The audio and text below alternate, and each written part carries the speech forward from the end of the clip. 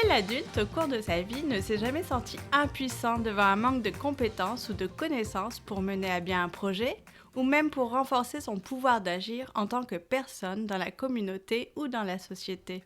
Quel adulte n'a jamais souhaité développer de nouvelles habiletés, s'améliorer ou suivre une formation dans un domaine en particulier, mais a manqué de temps ou d'argent pour le faire? Combien d'entre nous peuvent se dire très honnêtement « Aujourd'hui, j'ai plus rien à apprendre. Mes connaissances actuelles sont suffisantes pour vivre, pour travailler, pour m'épanouir pleinement au sein d'une société qui ne cesse de se transformer. » Et plus largement même, au sein d'un monde qui connaît actuellement des enjeux d'envergure tels que la crise environnementale, les inégalités sociales, les discriminations de genre et plus encore. Combien d'entre nous sommes aujourd'hui pleinement satisfaits des ressources mises à disposition pour continuer d'apprendre, de s'informer, de se mettre à jour, tout en conciliant différentes sphères de sa vie, personnelle, professionnelle et familiale? Notre organisme, c'est ça aussi. Défendre le droit à l'éducation pour tous et toutes et le droit à l'apprentissage tout au long de la vie. Sans investissement solide de nos sociétés dans l'éducation des adultes, nous croyons que certains enjeux de société vont persister, voire même s'aggraver. Bonjour à vous et bienvenue sur le balado de l'éducation des adultes intitulé « En route vers notre forum ». Ce balado est une initiative de l'ICA, l'Institut de coopération pour l'éducation des adultes. Il a été pensé dans le cadre de l'organisation du Forum sur le bien public et le bien commun en éducation des adultes qui aura lieu les 7 et 8 juin prochains à la Grande Bibliothèque de Montréal. Moi, c'est Jessica Duvivier, agente de recherche et de développement à l'ICA et initiatrice de ce balado. De mon côté, je m'appelle Émilie Tremblay, je suis chercheuse en éducation des adultes à l'ICA et je travaille à l'organisation du Forum. Notre ambition sur ce balado, c'est de vous faire découvrir le milieu de l'éducation des adultes au Québec et de rappeler aussi que l'éducation des adultes, c'est une composante importante de l'apprentissage tout au long de la vie, tout comme l'est celle des tout-petits et des jeunes. À travers des portraits de personnes qui œuvrent dans le domaine de l'éducation, de la formation et de l'apprentissage des adultes, à travers leur engagement, leurs convictions, leurs préoccupations, mais aussi leurs espoirs, leurs victoires et leurs idéaux, vous découvrirez un milieu fascinant, un milieu tout simplement vibrant. Donc, parlons éducation, oui, mais parlons aussi éducation des adultes et apprentissage tout au long de la vie.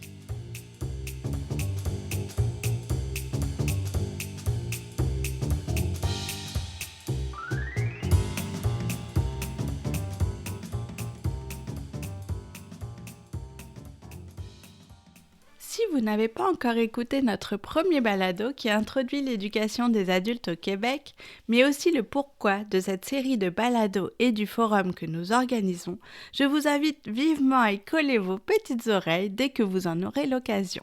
Aujourd'hui est une journée toute spéciale pour moi car j'ai ici l'occasion de vous partager les réflexions et la vision de ma collègue que j'adore et que j'appelle secrètement même ma binôme. Allez savoir pourquoi. Peut-être parce que j'ai la chance de travailler principalement à ses côtés, mais pourquoi ma binôme, je sais pas.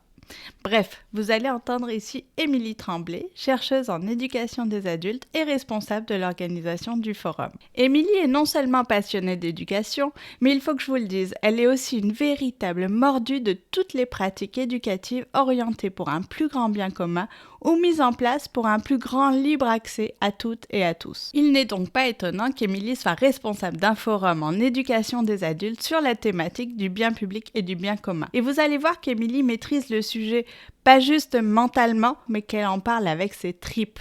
Je connais Émilie depuis quelques mois seulement, mais je peux vous dire que dans le cadre de son travail, Émilie adore rencontrer de nouvelles personnes, échanger, discuter, recueillir des points de vue et les mettre de l'avant dans l'optique toujours de dresser un portrait qui soit le plus fidèle possible aux différentes réalités et aux différents besoins présents au sein de notre société. Et je suis d'ailleurs bien placée pour vous confirmer à ce propos que s'il y a bien quelque chose que ma binôme a à cœur, c'est de faire parler le plus de voix qu'il soit possible d'entendre et de toujours tenir compte de cette diversité, que ce soit au sein de ses recherches ou dans le cadre des consultations qui sont menées actuellement pour le forum. Passionnée d'ailleurs de méthodes qualitatives, Émilie est présentement sur le point de terminer sa thèse en sociologie de l'éducation à l'UQAM. C'est lorsqu'Émilie est engagée à l'ICA, il y a bientôt 2 ans, que sa vision de l'éducation des adultes s'est considérablement élargie, ouvrant sur un vaste horizon où se dévoilait tout un tas de secteurs qu'elle ne connaissait pas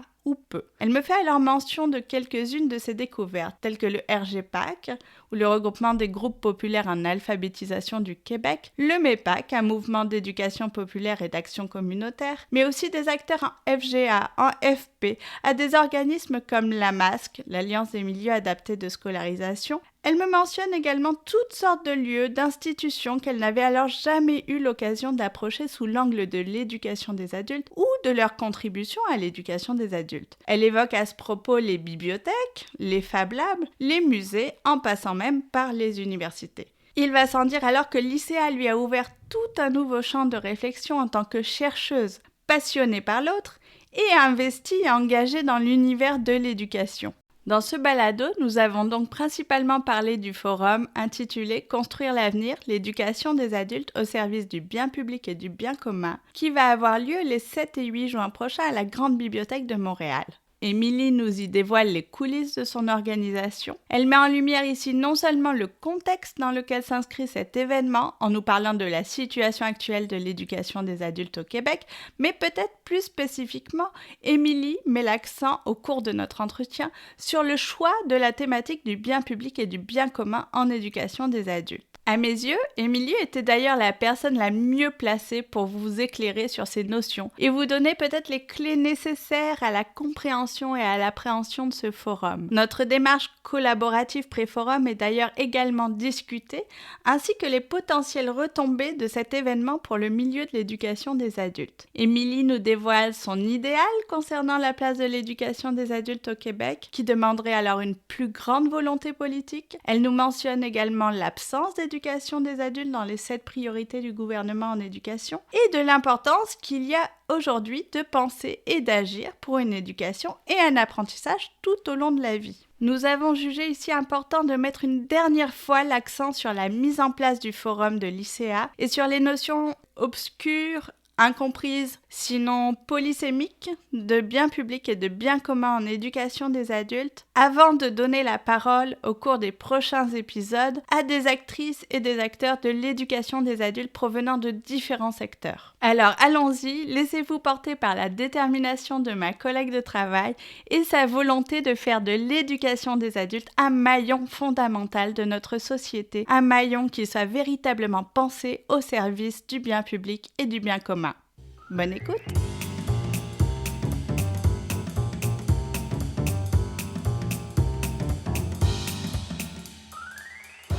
Au Québec, on doit se préoccuper d'éducation, pas juste des plus petits et des jeunes, mais aussi de celle des adultes. Peut-être mon idéal qui rejoint ce que pourrait ou ce que j'aimerais que donne le forum, c'est vraiment justement une politique ou une vision novatrice où on se donnerait les moyens comme société de faire de l'éducation des adultes et de l'apprentissage tout au long de la vie un élément central, vital, pas seulement pour répondre aux besoins du marché du travail.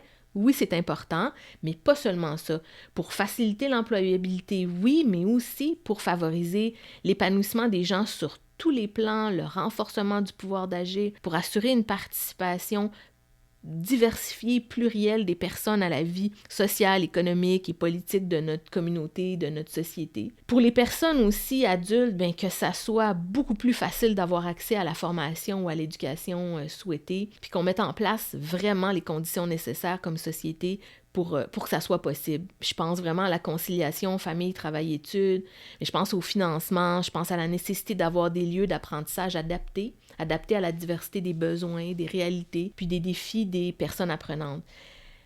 Personnellement, ça me semble pas normal que des gens cherchent à terminer leur secondaire 5, mais qu'ils n'y arrivent pas parce qu'ils en arrachent financièrement. Ça me semble pas normal non plus que des gens veulent prendre des cours de francisation, mais que ça soit compliqué d'y avoir accès, soit parce que pour des personnes qui viennent d'arriver, des nouveaux arrivants, parce qu'il y a la gestion de toutes sortes de choses en même temps, puis il n'y a pas que la francisation, donc elle doit être flexible, mais aussi Cette francisation-là doit aussi être accessible à des gens qui sont depuis longtemps au Québec et qui aimeraient développer, parfaire leurs connaissances et leurs compétences, et c'est pas toujours le cas. Donc, ça me semble pas normal non plus que des gens souhaitent, par exemple, se former à temps partiel et que ça soit si difficile de le faire parce que le financement exige généralement du temps plein. Donc, c'est pas normal tout ça dans une société qui se dit une société du savoir.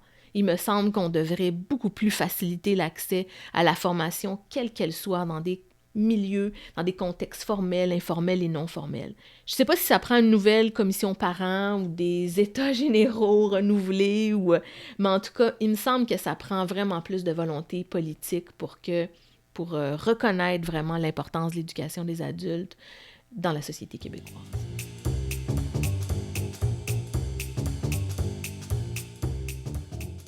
Alors, je m'appelle Émilie Tremblay. J'occupe un poste de chercheuse en éducation des adultes à l'ICA. Donc, c'est un poste de recherche, un poste qui comporte aussi un volet de coordination scientifique et de réflexion sur les orientations de recherche de l'organisme. Dans le cadre de mon travail, je m'intéresse à différents dossiers, à un ensemble de thématiques et d'enjeux en éducation des adultes, des enjeux qu'on cherche à documenter, à comprendre. Depuis plusieurs mois, je travaille aussi à l'organisation du Forum sur le bien public et le bien commun en éducation des adultes, qui s'inscrit à quelque part dans une démarche aussi de recherche, mais aussi dans une démarche ou un processus de réflexion collective et de co-construction.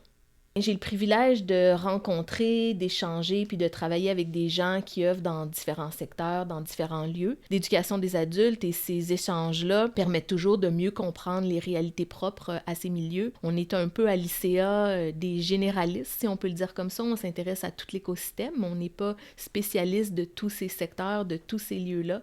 Donc, de pouvoir échanger puis travailler avec des gens qui sont dans ces milieux-là, on est extrêmement privilégiés, puis ça permet vraiment de mieux comprendre l'ensemble des réalités qui sont vécues. Et je lui ai demandé ensuite quelle était sa vision actuelle de l'éducation des adultes. Elle m'a répondu ceci, et je vous laisse écouter ses propos. On pourrait dire de façon macro, quand on regarde le discours gouvernemental sur l'éducation des adultes semble vraiment pas une priorité, et ça, je trouve ça désolant. Certes, le gouvernement fait beaucoup, il finance l'éducation des adultes, mais dans le discours, ça paraît pas beaucoup, en tout cas pas toujours. Je vais donner ici l'exemple des 7 priorités en éducation du ministre Drainville qu'il a annoncé en janvier dernier, où il n'était pas question d'éducation des adultes. Et même quand il parlait de la formation professionnelle, il parlait de la formation professionnelle chez les jeunes. Je pense aussi qu'il y a une tendance dans certains milieux à réduire l'éducation des adultes à la FGA et à la l'AFP, qui sont bien entendu des secteurs absolument importants et essentiels, mais ils ne sont pas les seuls. Donc peut-être à des niveaux comme plus méso, plus micro, il y a des secteurs qui se portent mieux que d'autres. Certains milieux, je pense, souffrent d'un manque de financement important, mais aussi de reconnaissance. Je pense par exemple aux 6 centres d'éducation populaire de Montréal, les CEP, qui sont dans une situation fragile, précaire, alors qu'ils sont importants dans leur milieu, ils sont importants pour la société. Donc l'enjeu de leurs locaux, c'est vraiment un obstacle à leur existence, voire peut-être même à leur survie éventuellement. Je pense pas comme société qu'on prenne suffisamment soin de certaines organisations, de certains secteurs en éducation des adultes et des personnes qui y travaillent. Quand je dis ça, je pense beaucoup aux milieux communautaires, aux organismes d'ACA, d'Action communautaire autonome, aux organismes d'éducation et d'alphabétisation populaire, mais ce ne sont pas les seuls à avoir des enjeux non plus de financement, notamment. Comme société, je ne suis pas certaine qu'on valorise assez la formation continue, le développement professionnel et l'apprentissage tout au long de la vie. Parce que si c'était le cas, il y a des enjeux qui deviendraient une réelle priorité pour que les gens puissent avoir accès à cette formation-là continue, notamment au niveau de la conciliation famille, travail, études. Donc, je pense qu'il se fait de très, très belles choses, des merveilles certainement à tous les jours. L'éducation des adultes joue un rôle important dans la société, elle favorise l'épanouissement, l'autonomie des gens, leur intégration sociale, leur participation active à la société et participation vraiment de différentes manières, par des activités économiques, communautaires, politiques. Ça favorise aussi l'insertion, la mobilité en emploi. Mais en même temps, il y a beaucoup de défis. On ne peut pas le nier, il y a beaucoup d'enjeux. Et ce que je disais tout à l'heure, une absence peut-être de vision gouvernementale en éducation des adultes, d'une vision globale qui tiendrait compte de la complexité et qui montrerait vraiment que l'éducation des adultes est importante et qu'elle est reconnue comme un maillon fondamental dans l'éducation, donc tout comme l'éducation des jeunes, des plus petits. La responsabilité de l'État ne doit pas s'arrêter à 16 ans ou à 18 ans. Le droit à l'éducation ne s'arrête pas à 16 ans, justement. Puis le besoin d'éducation, de formation et de développement de compétences et de connaissances, donc, il est tout au long de la vie, peu importe le projet des personnes, peu importe leur réalité.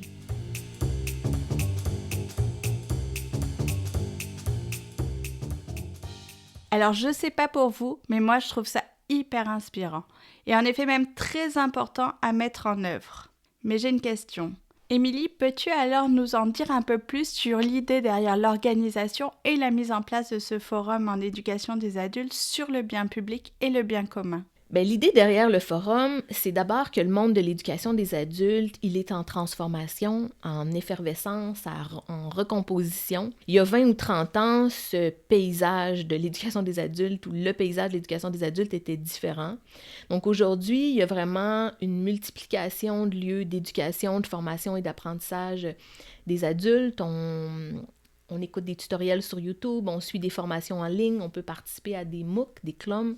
On a accès à une multitude d'offres de formation, de la plus courte avec des micro-attestations, des micro-certifications, à des formations de longue durée, des formations collégiales ou universitaires, par exemple. Il y a aussi toutes sortes de transformations dans les modalités d'apprentissage, mais aussi dans les stratégies de formation et de partage de connaissances. Donc, il y a beaucoup de possibilités d'auto-formation, d'apprentissage en ligne, je le disais tout à l'heure, puis de modalités de partage de connaissances avec de plus en plus d'initiatives de libre accès de connaissances, de partage de ressources éducatives libres, les REL, que ce soit des articles, des livres, du matériel, des outils pédagogiques. L'offre de formation en ligne et à distance, elle s'est beaucoup développée avec vraiment, on peut dire, la multiplication de plateformes numériques d'apprentissage. On pense à Coursera, edX, et il y en a beaucoup, énormément. Il n'y a pas que les acteurs privés, c'est important de le dire aussi au Québec, qui ont investi cet univers-là des plateformes numériques. Donc, les établissements publics sont aussi présents. Je pense par exemple à une initiative fort intéressante, la plateforme d'apprentissage en ligne EduLib, qui résulte d'un partenariat entre plusieurs institutions universitaires, dont l'Université de Montréal, Polytechnique et HEC. D'autres plateformes numériques comme le CAD 21, le Centre d'animation, de développement et de recherche en éducation pour le 21e siècle, comprend une plateforme de formation continue pour l'ensemble du personnel scolaire québécois, donc offre un ensemble d'auto-formation en ligne. Donc, tout ça fait partie de transformations qui ont cours en éducation des adultes. On parle aussi d'environnement numérique d'apprentissage. Un des plus connus, c'est certainement l'environnement Moodle, par exemple. Il y a aussi, à côté de ça, toutes sortes d'exemples de partenariats publics-privés qu'on voit, des grosses entreprises comme Google qui vont aller financer des infrastructures, par exemple, en Afrique.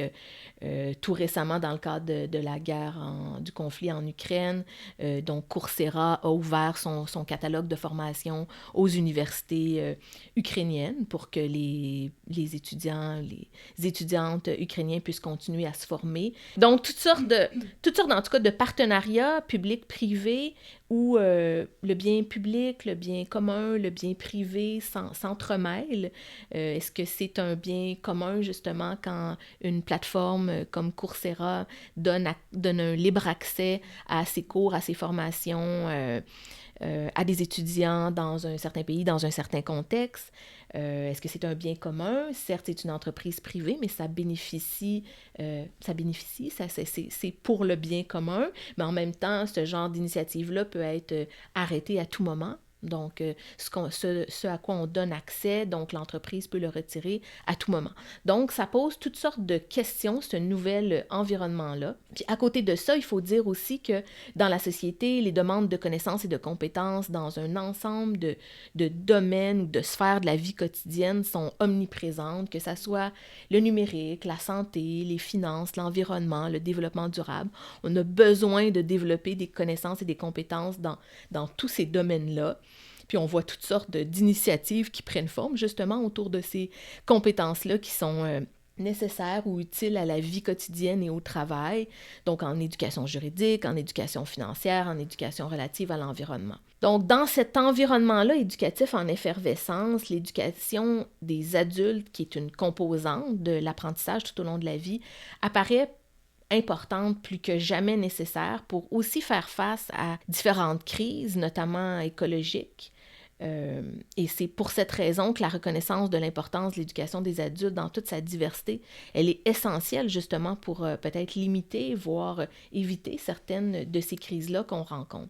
Donc, dans ce contexte-là de transformation de l'éducation des adultes, il nous est apparu intéressant de réfléchir aux notions de bien public et de bien commun et aussi aux formes d'intersection entre bien public, bien privé et bien commun. Je donnais un exemple tout à l'heure avec Coursera où on voit que ces sphères-là sont vraiment imbriquées. On a pensé justement que ces notions-là pouvaient nous permettre de mieux saisir les changements en cours, puis de peut-être penser ou repenser le rôle de l'État, mais aussi de toutes les parties prenantes de l'éducation des adultes, donc de tous les acteurs, de tous les organismes, les organisations qui font partie de l'éducation des adultes. On pense aussi que c'est pertinent de réfléchir à ces notions parce que actuellement, il n'y a pas de politique, il n'y a pas de cadre global qui rend explicite la vision du gouvernement en éducation des adultes. Et comme je le disais tout à l'heure, l'éducation des adultes figure certainement pas, ou en tout cas, c'est l'impression qu'on a. Peut-être que c'est différent dans la tête de certains acteurs, mais dans le discours public, on n'a vraiment pas l'impression que l'éducation des adultes, c'est une priorité. Donc, c'est un peu tout cela qui nous a amené à vouloir faire ce forum-là et surtout de vouloir le faire sur le thème du bien public et du bien commun en éducation des adultes.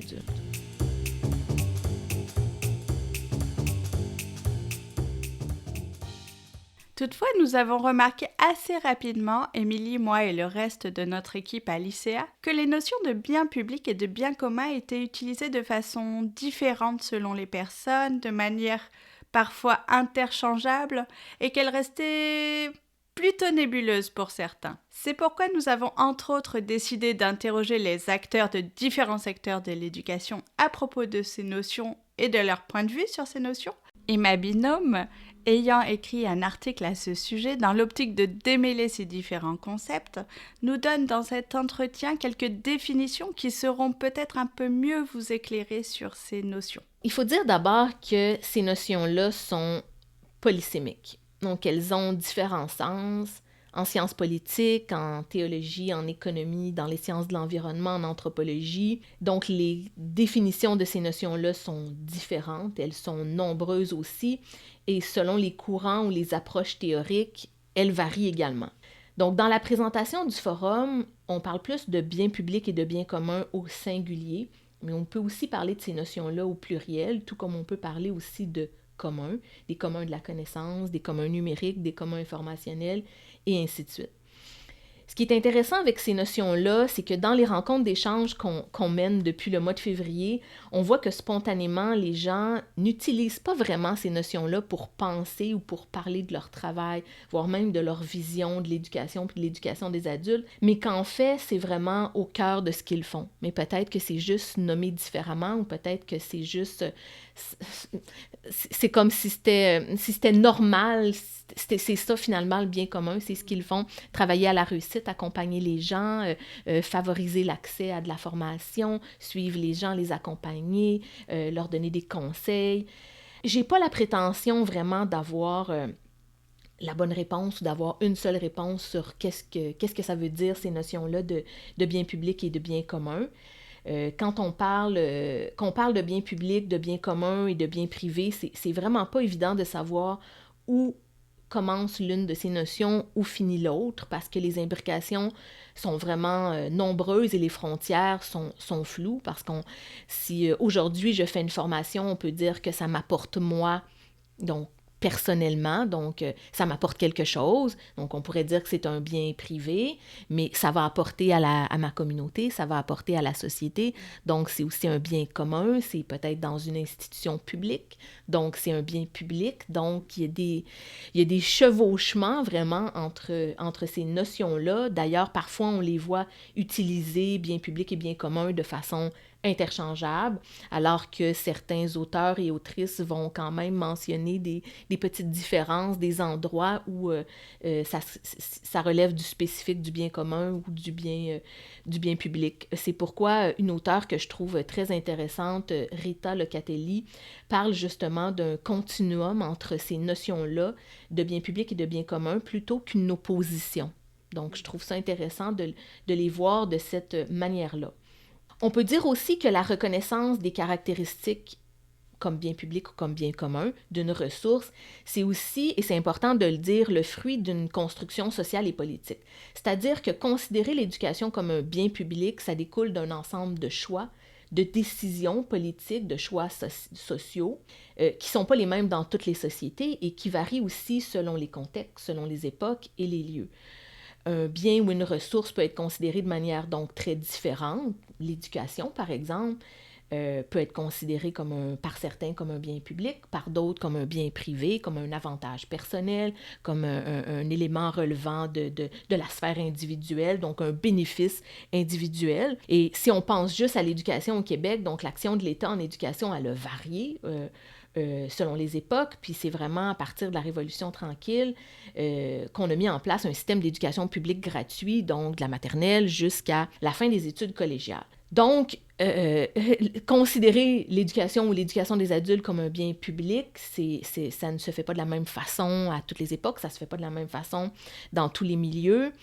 Justement, la place du privé ou la privatisation, elle diffère énormément selon les pays dans le monde. Donc, l'éducation primaire, par exemple, va être très privatisée dans certains milieux, alors que, par exemple, au Québec, oui, il y a des écoles privées, mais c'est une minorité quand même. Donc, au sein d'une société, il y a toutes sortes de visions puis de conceptions de l'éducation et pour certains, comme je le disais, c'est une responsabilité individuelle, c'est un avantage individuel, alors que pour d'autres, c'est un bien commun. Pour Émilie, l'éducation, et notamment l'éducation des adultes, est à la fois un bien public et un bien commun. C'est un bien public dans la mesure où elle est fournie par l'État, tandis qu'elle doit être considérée comme un bien commun en raison de son importance dans la société dans son ensemble, indépendamment donc de la manière dont elle est fournie. En ce qui concerne le bien public, il existe différentes approches, différentes théories qui la définissent. Donc, en quoi l'éducation est un bien public ou de quelle manière l'éducation est un bien public?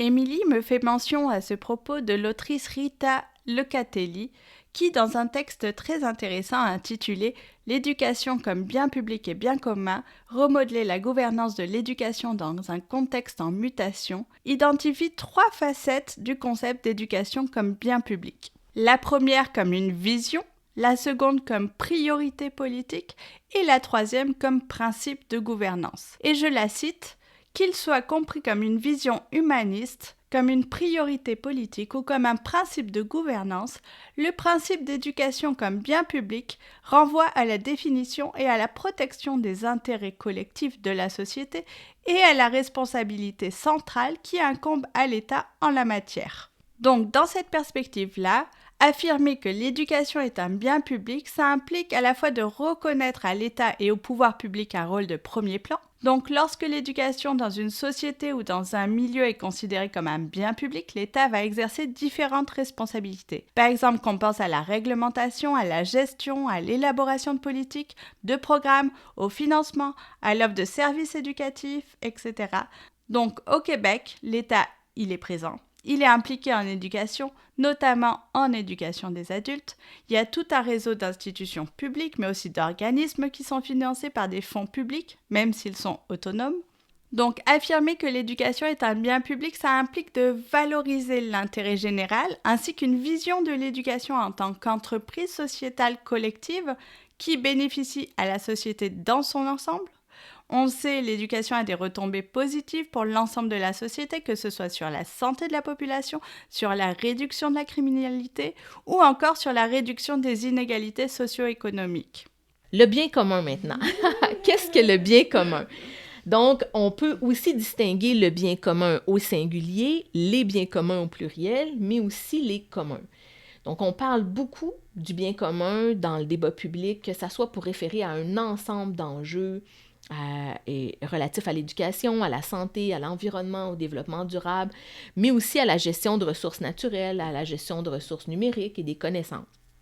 Donc, le bien commun, au singulier, dans une perspective peut-être un peu plus philosophique, C'est généralement considéré comme un objectif social important parce qu'il viserait à garantir à tous les membres de la société qu'ils ont accès à des ressources, à des avantages, si on peut le dire comme ça, qui favoriseraient leur bien-être, leur épanouissement. On pense à l'éducation, à la santé, et pas seulement à ceux qui auraient les moyens financiers, par exemple, pour les acquérir. Donc, ça réfère la notion de bien commun au principe d'intérêt général. Donc, le bien commun, ça concerne l'intérêt et le bien-être de l'ensemble de la communauté en opposition à l'intérêt particulier. Il y a des similitudes ici avec la notion de bien public qui vise aussi, bien entendu, l'intérêt général quand l'État offre des services éducatifs, met en place tout un réseau d'établissements de la formation générale des adultes en formation professionnelle ou encore dans le milieu collégial et universitaire. Donc, c'est aussi pour l'intérêt de tous, donc que les gens puissent se former. La notion de bien commun, elle permet aussi de mettre l'accent sur certaines visées, sur certaines valeurs. Donc, ça renvoie le bien commun à un ensemble de valeurs, par exemple la solidarité, le partage, l'entraide, l'autonomie. Donc, de visées communes, mais aussi d'idéaux qui vont orienter l'action collective dont les bienfaits vont être partagés entre tous les membres d'une communauté, d'un groupe, voire de la société. Donc, la notion de bien commun, c'est intéressant parce que dans les dernières années, elle figure dans beaucoup de publications, par exemple, de différentes organisations. On peut penser à l'UNESCO qui mobilise beaucoup cette notion-là, mais même dans le rapport par an, il était déjà question dans les années 60 de bien commun, puis de la contribution de l'éducation et de l'éducation des adultes au bien commun. À côté de cette notion-là de bien commun, entendu comme visée commune, objectif d'une société, intérêt général, bien vivre, il y a aussi des ressources qui sont considérées comme étant des biens communs ou des communs. Donc, un bien commun peut être matériel. On mentionne souvent au niveau de l'environnement l'eau, l'air, la forêt, les semences, ou immatériel, les connaissances, les données, les logiciels, la paix, l'éducation, donc sont considérés comme des biens communs. La question de la gouvernance aussi, c'est un critère qui est souvent utilisé pour définir ce qu'est un bien commun. Donc, il est courant de référer à une gestion démocratique, collaborative d'une ressource par une communauté ou des communautés, donc à une gouvernance qui serait partagée à l'issue d'un choix ou de choix collectifs. Donc, à ce niveau-là, il y a une différence majeure par rapport au bien public, où dans le bien commun, il y a cette notion-là peut-être davantage de gestion, de gouvernance collaborative et partagée.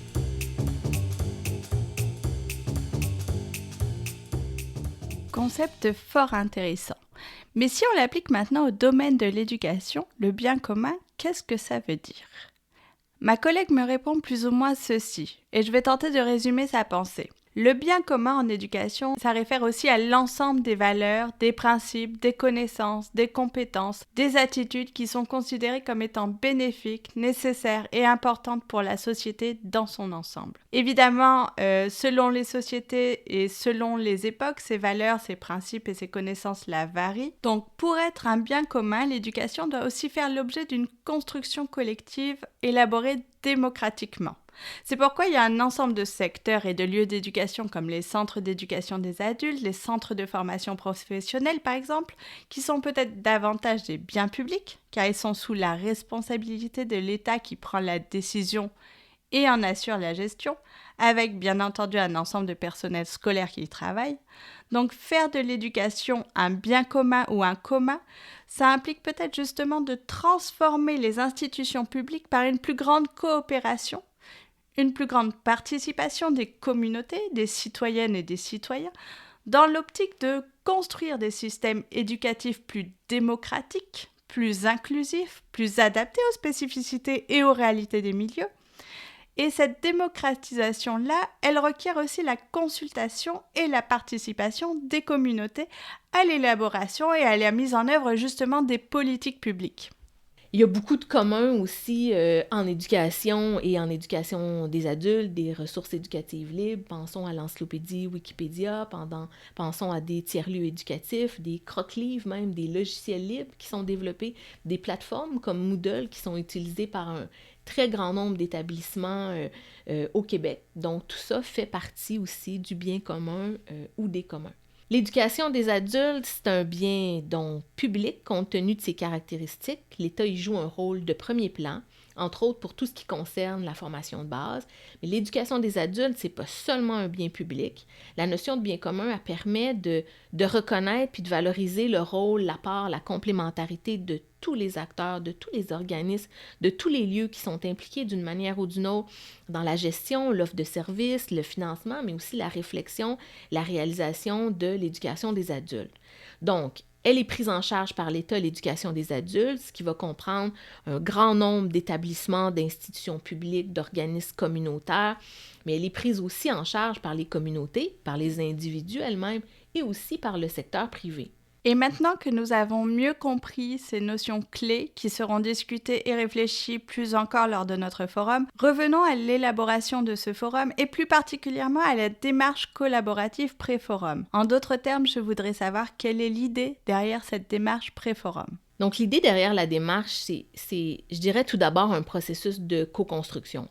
Donc, en lien avec le bien commun ou avec les communs, justement, dont on parle, on a souhaité mettre en place une démarche collaborative, participative, qui tienne compte ou qui intègre toute une diversité de points de vue en éducation des adultes. Donc, l'éducation des adultes dans toute sa diversité, ça va de la FGA à l'AFP, en passant par la formation continue collégiale, universitaire, l'éducation populaire, l'alphabétisation populaire, la formation en entreprise, dont dans tous ces secteurs-là, il y a toutes sortes de points de vue, il y a toutes sortes d'acteurs, de préoccupations, d'enjeux, puis on a voulu en tenir compte, pas dans le cadre d'une recherche en profondeur dans tous ces secteurs-là, ce qui nous aurait demandé peut-être des années de préparation et de rencontres, mais quand même dans ce qui était possible de faire, de vraiment essayer de travailler dans une optique de co-construction avec un ensemble d'acteurs et d'actrices. Donc l'idée derrière cette démarche-là, c'est aussi un processus pour créer des espaces d'échange puis de dialogue avec cette diversité-là de personnes et d'organisations en éducation des adultes. L'idée, c'est aussi d'essayer de faire de cet événement-là un bien commun, un événement où ont contribué différentes personnes, différentes organisations, différents organismes, un événement qui est donc pas le fruit juste de l'ICA, de ses réflexions et de réflexions de son personnel, mais aussi de réflexions collectives de personnes qui œuvrent dans différentes organisations et institutions en éducation des adultes. Donc, dans ce contexte-là, on a décidé notamment de mener des consultations à travers ce beau balado, à travers aussi des rencontres d'échange avec justement différentes personnes et organisations en éducation des adultes. Et ces rencontres-là, ces consultations-là sont d'une incroyable richesse. D'abord parce que ça nous a permis de rejoindre une grande diversité d'acteurs et d'actrices pour discuter autant de formation continue collégiale, d'éducation financière et juridique, d'éducation en santé, de formation générale des adultes, de formation professionnelle, de formation en entreprise, bref, de discuter de tous ces secteurs-là, de leurs enjeux, de leurs préoccupations, de leur vision aussi du bien public et du bien commun, de comment ils considèrent contribuer aussi au bien commun en éducation des adultes. On ne peut pas prétendre, bien sûr, avoir un échantillon représentatif de tout l'écosystème. Je le disais tout à l'heure, il aurait fallu qu'on fasse ça probablement sur une très, très longue période pour rencontrer des milliers de personnes, ce qui n'était pas nécessairement l'objectif de la démarche, ou en tout cas qui n'était pas possible dans le cadre de l'organisation du forum.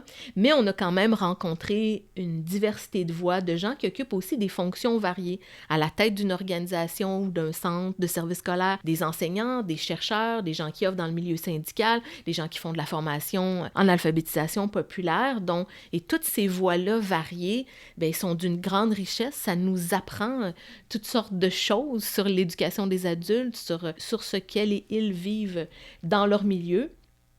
Et en quoi c'est utile, ces rencontres-là? Dans l'idée de co-construction, d'abord, c'est essentiel à mon sens. Ça permet de discuter de défis, d'enjeux, de biens publics, de biens communs, de leur vision de l'éducation des adultes. Elles nous permettent à nous, comme organismes de recherche aussi, d'être en lien avec le terrain. d'alimenter nos réflexions, de confronter aussi nos réflexions à toute une diversité de points de vue et d'enrichir aussi nos réflexions par les leurs. Elles vont être intégrées, ces consultations-là, de différentes manières au forum, donc notamment dans une activité de restitution et d'échange sur ce qui va avoir été fait dans la démarche pré-forum, mais aussi pour décider des thèmes des ateliers. Donc, c'est à partir des préoccupations, de la vision, de comment les gens définissent le bien public et le bien commun aussi, qu'on va arrêter le choix ou les thèmes pour les ateliers. Donc, on aurait bien évidemment pu le faire nous-mêmes, décider que ça serait intéressant de parler de conciliation famille, travail, études, par exemple, ou de financement. Mais si ça colle pas à ce qu'une majorité de personnes ou d'organisations soit rencontrent, vivent ou ont envie de parler, bien, on trouve ça plus intéressant, justement, de se coller à leurs préoccupations pour que le forum, si c'est un bien commun, bien, il doit être pertinent aussi pour les personnes qui y seront, mais aussi qu'il reste comme un outil accessible à tous et à toutes après. Donc, ces réflexions-là puissent être partagées après, puis puissent être pertinentes, puis fassent du sens aussi avec les enjeux qui sont vécus au quotidien sur le terrain par les acteurs et les actrices en éducation des adultes. Et je peux témoigner ici à quel point le travail est assidu et réalisé avec passion et détermination par notre très cher binôme. Et pour finir l'entretien, je lui ai demandé quels seraient son ou ses plus grands souhaits par rapport aux potentielles retombées de ce forum. Voici ce qu'elle m'a répondu. Tout d'abord, pour l'événement en lui-même, mon souhait, c'est vraiment de réussir à réunir des gens d'horizons divers, qui proviennent de différents secteurs puis de différents lieux d'apprentissage. Ça peut sembler bien anodin, là, mais c'est vraiment, je pense, d'une grande richesse. Puis ces espaces-là de travail, de réflexion collective sont vraiment importants, sont précieux et ils sont pas si nombreux. On n'a pas toujours la chance de se retrouver comme on le fait au comité conseil du forum ou dans le cadre de ces rencontres d'échange-là avec des gens de différents secteurs, puis que dans un événement comme le Forum sur le bien public et le bien commun, on puisse justement asseoir ensemble des gens de l'AFP, des gens d'éducation juridique, des gens qui se soucient d'éducation à la citoyenneté, d'éducation relative à l'environnement, de formation professionnelle. Je pense que c'est vraiment très riche, puis j'espère qu'il pourra découler de ces réflexions-là des idées peut-être nouvelles, des chantiers de travail intéressants. Mon souhait peut-être plus idéaliste, c'est peut-être que ça contribue à faire bouger les choses, que lorsque le ministre de l'Éducation parle de la formation professionnelle, qu'il parle pas juste des réalités des jeunes, mais aussi des réalités des apprenants adultes, que lorsque la ministre de l'Enseignement supérieur parle, on sente qu'elle tienne compte des réalités, oui, des jeunes adultes, au collégial et à l'universitaire, mais aussi des apprenants plus âgés, puis de la diversité des profils d'étudiants ou d'apprenants. Ultimement, peut-être que ça permette d'arriver à une nouvelle politique ou une loi cadre ou peu importe, un plan d'action pour l'éducation des adultes, mais en tout cas, une politique ou un cadre vraiment du 21e siècle, une politique où on verrait que l'éducation des adultes, c'est un univers très diversifié, important. On a tous besoin de continuer à développer des connaissances, des compétences, peu importe le pourquoi on le fait, que ça soit pour sortir de chez soi, pour socialiser, pour avoir accès à un nouveau travail, pour son propre épanouissement, pour son bonheur, pour dans le cadre de son travail ou dans le cadre de ses préoccupations personnelles. Donc, l'éducation des adultes, qu'on la voit vraiment comme une composante importante de l'apprentissage tout au long de la vie, comme un élément, comme un secteur vraiment important de l'éducation. Et pour ça, il me semble que ça demande vraiment une politique intersectorielle, interministérielle, parce que l'État fait toutes sortes de choses. On l'a vu dans les rencontres d'échange, que ça soit à l'autorité des marchés financiers, que ça soit dans toutes sortes d'organismes publics et parapublics. On fait de l'éducation des adultes, on fait de l'éducation financière, de l'éducation à la consommation, de l'éducation juridique. Il y a dans toutes sortes d'institutions, on se soucie de contribuer au développement de connaissances et de compétences de la population. Mais on ne peut pas justement faire, ou on ne peut plus faire une politique où on regarde seulement ce qui se passe dans certains secteurs, qui sont des secteurs historiques et importants comme l'AFP, la FGA, mais aussi tout ce qui se fait dans le milieu communautaire, tout ce qui se fait au niveau des entreprises. Il faut avoir, il me semble, vraiment une vision large de l'éducation des adultes et à quel point elle est vraiment importante pour les individus, pour les collectivités, pour la société. Donc ça serait un peu ce que j'aimerais qui ressorte du forum, ou en tout cas de l'après-forum peut-être.